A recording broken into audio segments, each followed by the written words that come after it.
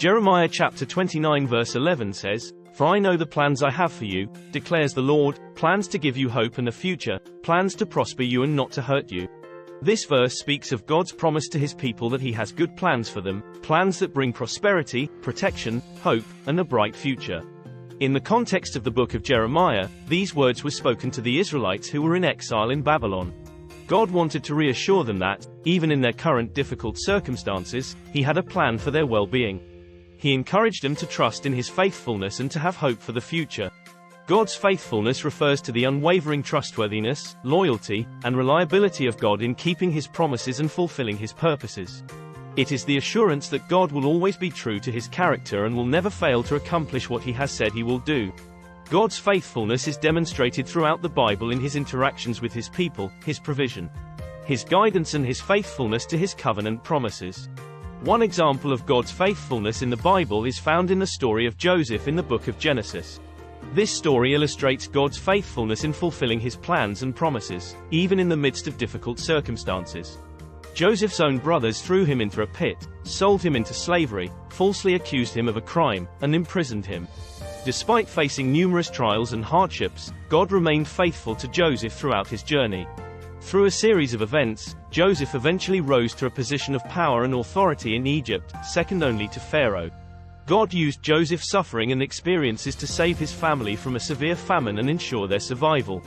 In Genesis chapter 50 verse 20, Joseph tells his brothers, "You intended to harm me, but God intended it for good to accomplish what is now being done, the saving of many lives."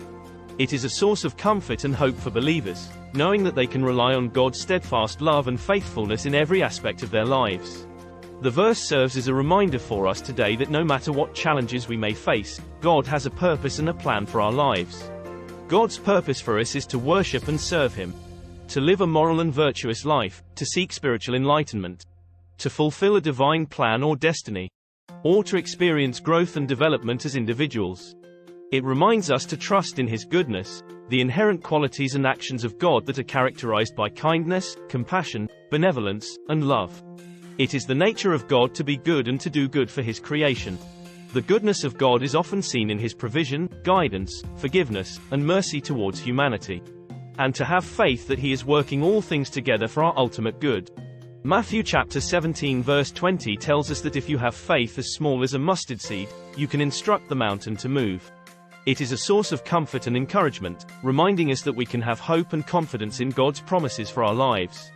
Jeremiah chapter 29 verse 11 emphasizes God's knowledge of the future and his good intentions for his people. It encourages trust in God's sovereignty and his desire to bring about blessings and a positive future. It provides comfort and reassurance that God is actively involved in our lives, guiding and directing us towards a prosperous and hopeful future. God's sovereignty refers to the absolute and supreme authority and power that God possesses over all creation. It means that God is in control of everything that happens in the universe and has the final say in all matters. God's sovereignty encompasses his ability to govern and direct the course of history, establish and enforce his laws, and fulfill his divine purposes. It highlights his unlimited wisdom, knowledge, and ability to work all things according to his will. God's sovereignty is often associated with his attributes of omnipotence, omniscience, and omnipresence. Thank you for watching this video. Please press the like button, smash the subscribe button, share, and leave a comment.